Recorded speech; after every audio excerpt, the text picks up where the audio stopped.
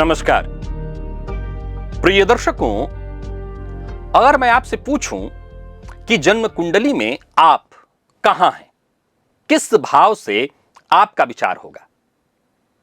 आप कहेंगे, शास्त्री जी हम आपके दर्शक हैं, ये तो हमारे घर का बच्चा जानता है कि लग्न भाव जातक का भाव है, लग्नेश जातक का प्रतिनिधि है।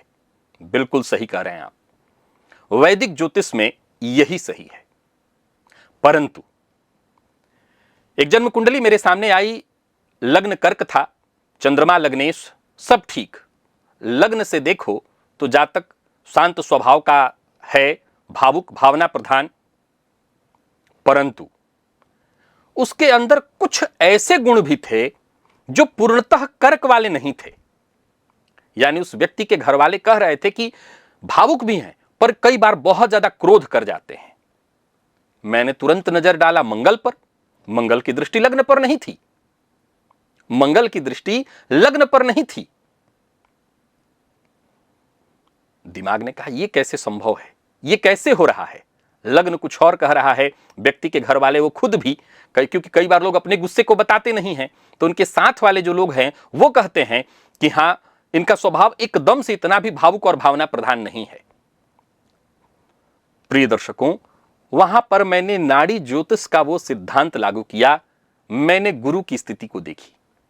गुरु की स्थिति जब मैंने देखी तो मैंने देखा गुरु मेष में बैठे हैं, मंगल की राशि में, अग्नि तत्व में। सब स्पष्ट हो गया। आप कहेंगे ये कैसे? तो आइए, नाड़ी ज्योतिष का एक और नया विषय आपको मैं बताने जा रहा हूं।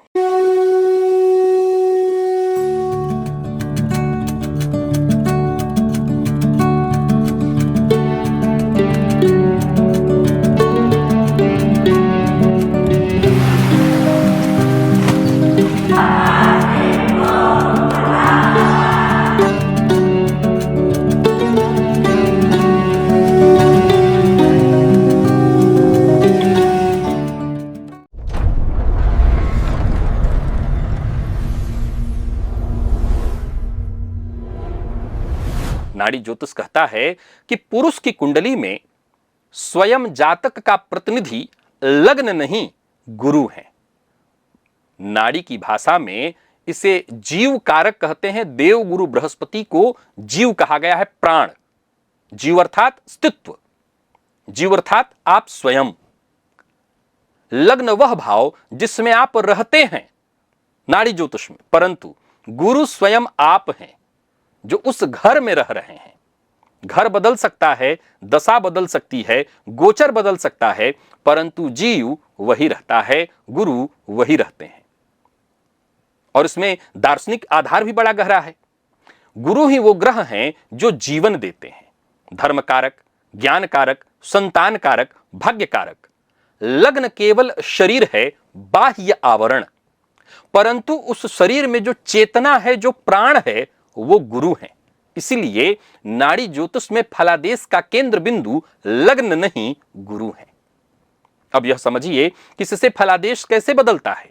गुरु जिस राशि में बैठे हैं वह जातक का मूल स्वभाव है।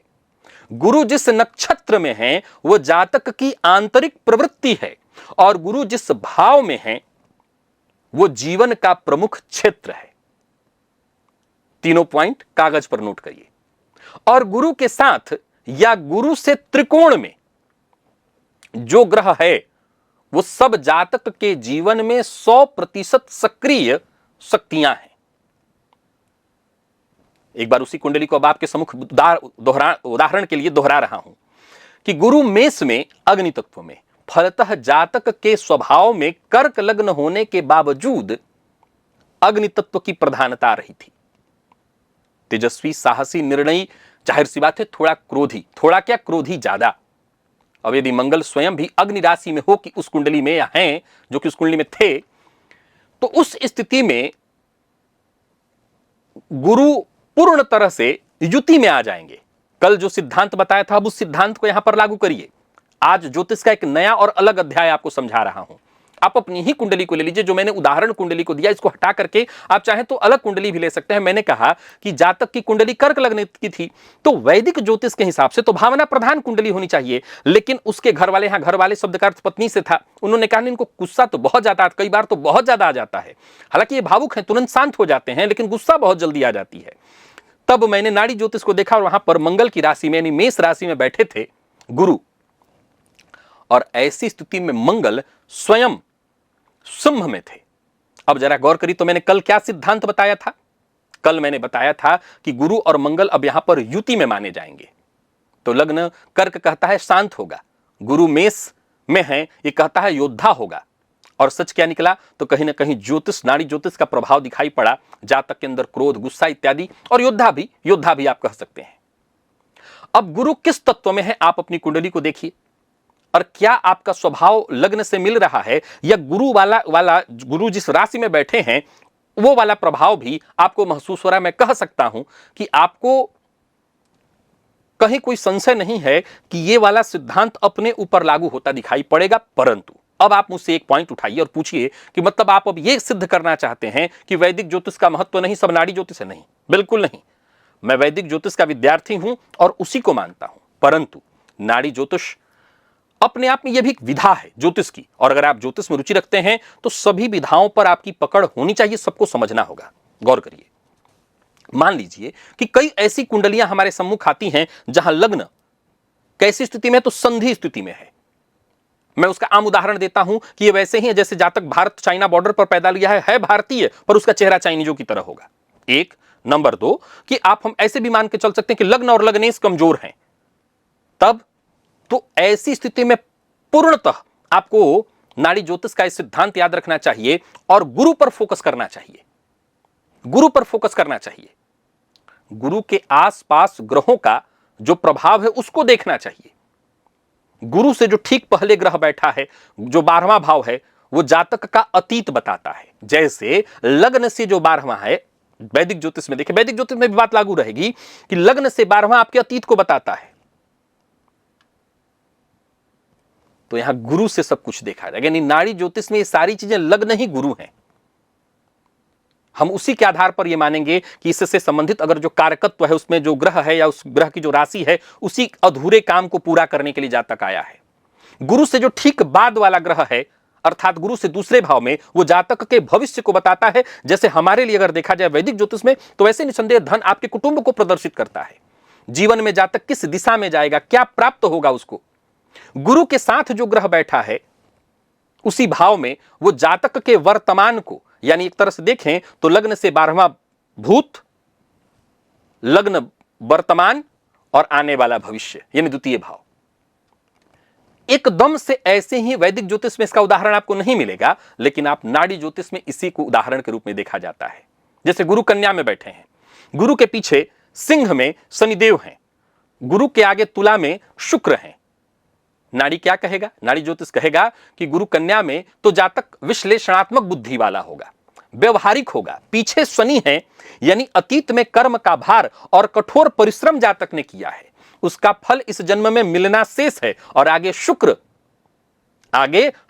यानी भविष्य में सुख, समृद्धि, कला और सौंदर्य का लाभ उसको मिलेगा। सो जातक की जो जीवन यात्रा है वो कठोर अतीत से सुख शुरू होकर के सुखद भविष्य की ओर बढ़ रही है, और गुरु कन्या में बैठकर विवेकपूर्ण मार्ग उसको दिखा रहे हैं।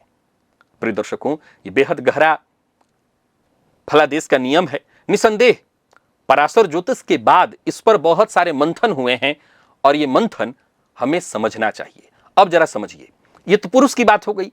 नाड़ी ज्योतिष में स्त्री जातक के लिए जीव कारक शुक्र को माना गया, पुरुष के लिए गुरु को और स्त्री के लिए शुक्र को। ये भेद अत्यंत महत्वपूर्ण है। इतना विस्तार पराशर ज्योतिष में आपको ऐसे नहीं मिलेगा। पुरुष की कुंडली में गुरु स्वयं जातक हैं और शुक्र पत्नी कारक।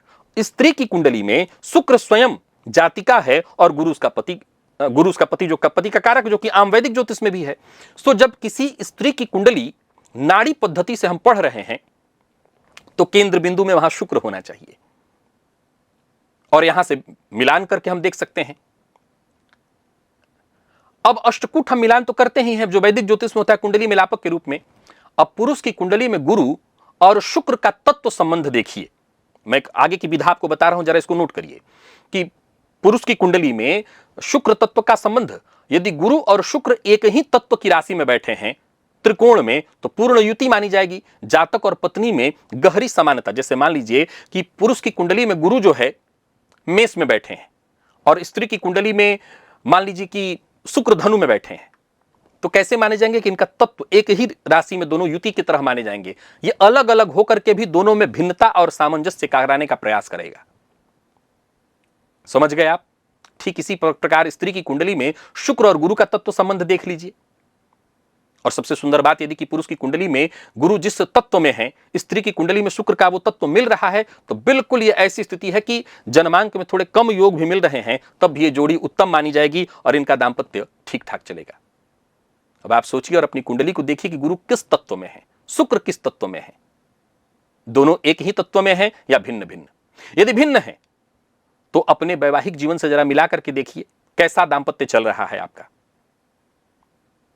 क्या सामंजस्य बैठ रहा है। जैसे मान लीजिए कि आपकी कुंडली में देवगुरु बृहस्पति जो है, आप स्वयं हैं, अब ये मान लीजिए कि अग्नि में बैठे हैं और आपका जो शुक्र है वो जल में बैठा है, अर्थात उच्च का ही है, मान लीजिए मीन में बैठा है, लेकिन जल और अग्नि में पूर्ण सामंजस्य नहीं हो सकता, तो कहीं ना कहीं दांपत्य को कमजोर करने की बात कर रहा है। यही बात स्त्री की कुंडली में भी लागू करके देखिए, पत्नी की अपनी कुंडली में लागू करके देखिए। ये बड़ा सीधा और सरल सिद्धांत है।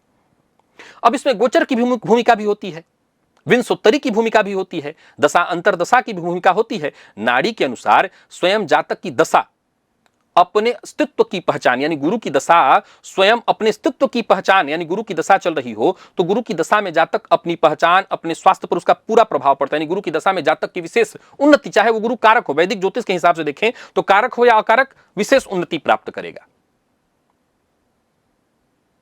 यानी गुरु की दशा को ही वहां सब कुछ माना गया है। अब जन्मकालीन गुरु से त्रिकोण राशि में जो भी ग्रह आते हैं, या गुरु जिस राशि में बैठे करे, किसी न किसी तत्व की राशि में तो बैठे ही होंगे। आपकी कुंडली में गुरु किसी न किसी तत्व की राशि में तो बैठे ही होंगे। अब गोचर कुंडली में जब गुरु उसी तत्व वाली, अरे भाई उस तत्व से संबंधित 3 राशियां हैं, तो 3 में से कभी ना कभी तो आएंगे ही गुरु। तो जब उस तत्व से संबंधित राशि में गुरु आएंगे तो सीधा सीधा यह संबंध माना जाएगा, और ऐसी स्थिति में यह समय आपके लिए विशेष श्रेष्ठ फल देने वाला होगा। इसका सीधा प्रभाव आपके अस्तित्व पर पड़ेगा, जिसमें आपका विशेष विकास होगा।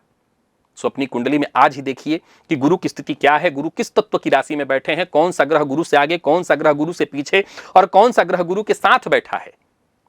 आप आजमा करके देखिए, आपको आनंद आ जाएगा। और नीचे टिप्पणी में, कमेंट में अवश्य एक बार बता दीजिएगा कि गुरु जिस राशि में बैठे हैं, क्या उससे आपके व्यक्तित्व में मिलापक हो रहा है। ऐसा लग रहा है कि हाँ, कुछ हद तक तो मैं वैसा ही पा रहा हूं अपने आप को।